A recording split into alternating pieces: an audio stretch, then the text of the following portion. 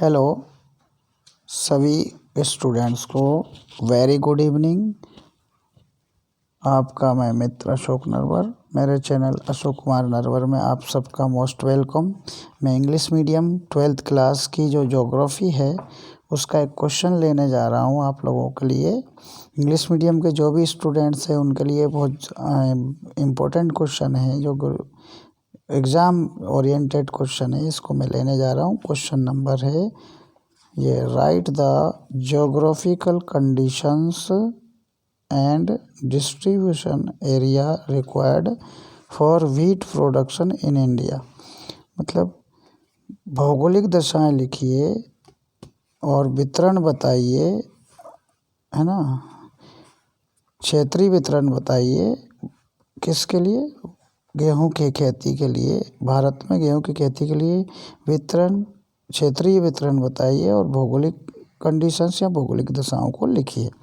ऐसा करके ये प्रश्न है। Right the geographical conditions and distribution areas required for wheat production in India.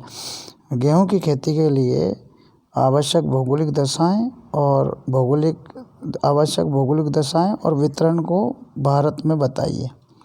या फिर भारत में गेहूं की खेती के लिए आवश्यक भौगोलिक दशाएं और क्षेत्रीय वितरण को बताइए। ऐसा करके ये प्रश्न है। आंसर है wheat is the second important food crops in India. गेहूं जो है दूसरी फसल है जो कि सबसे ज़्यादा खाद्य फसल के रूप में भारत में उगाई जाती है।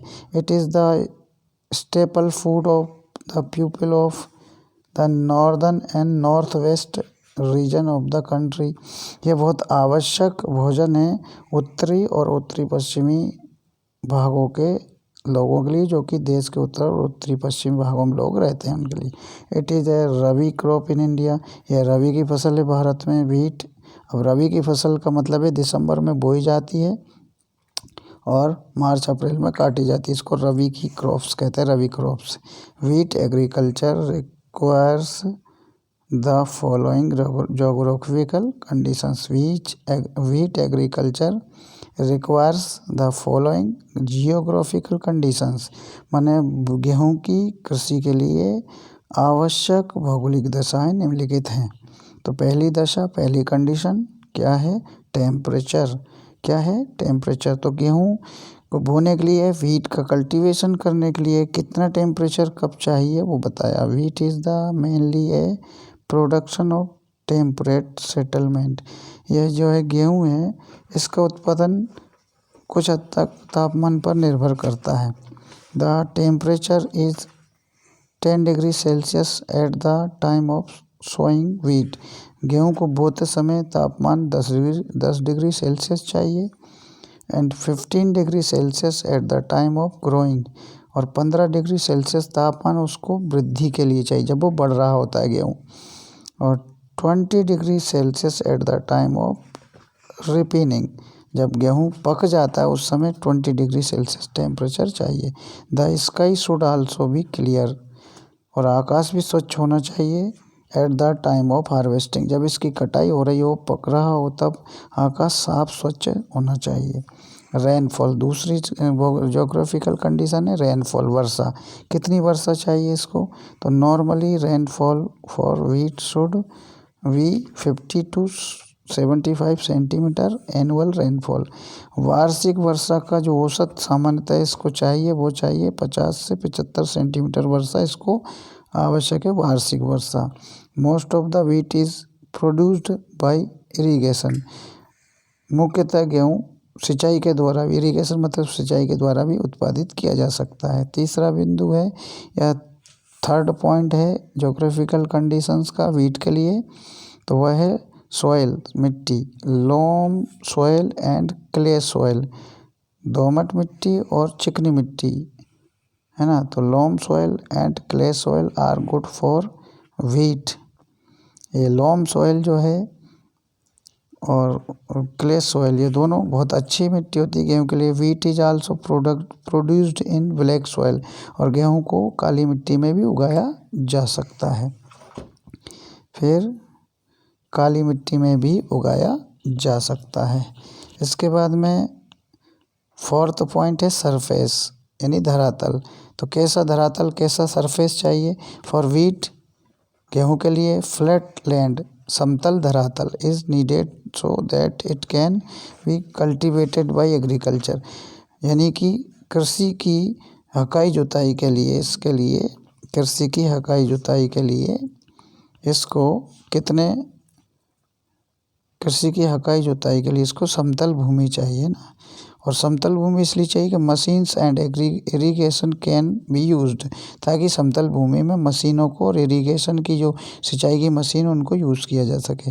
फिफ्थ पॉइंट है लेबर।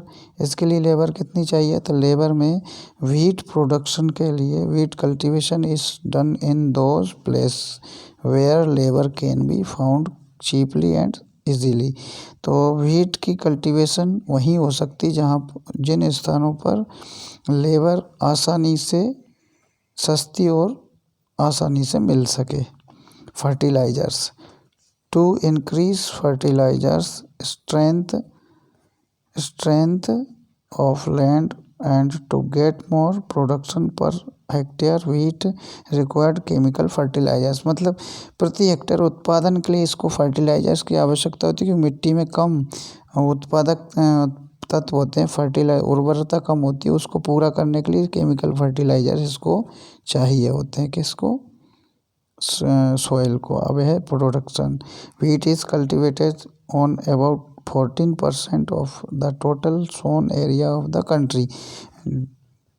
देश के कुल कृषि किए गए एरिया में से 14% एरिया पे 14% भाग पर जो है गेहूं की खेती की जाती है।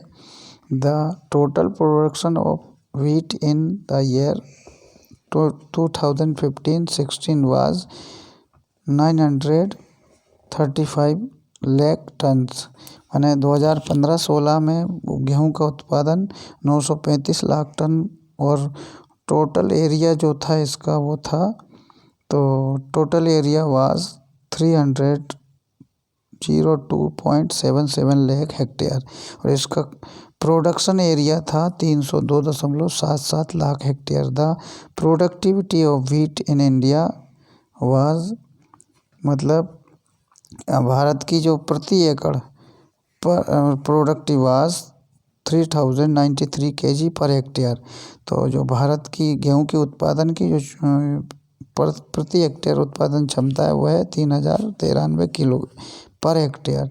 Area there has been the significant increases in the production of wheat in the country. ये जो है अभी बहुत, अब इसमें प्रोडक्शन एरिया में सबसे ज़्यादा स्टेट कौन कौन से प्रोडक्शन करते हैं? Uttar Pradesh, Punjab, Haryana, Rajasthan and Madhya Pradesh are leading wheat producing state of India. मतलब Uttar Pradesh, Punjab, Haryana, Rajasthan and Madhya Pradesh are the leading wheat production state of India. India में ये 5 राज्य उत्तर प्रदेश, पंजाब, हरियाणा, राजस्थान, मध्य प्रदेश सबसे सर्वप्रमुख राज्य हैं गेहूँ उत्पादन के लिए। द येल्ड पर हेक्टेयर, माने प्रति हेक्टेयर उत्पादन में जो आगे राज्य हैं वो हैं पंजाब और हरियाणा, जिनमें पर हेक्टेयर जो प्रोडक्शन होता है वो 4000 kg पर हेक्टेयर होता है। इस तरह से गेहूँ प्रोडक्शन के लिए पूरा वीडियो था, अब आप इस वीडियो को देखिएगा। थैंक्स, आप सभी ज़रूर देखिए।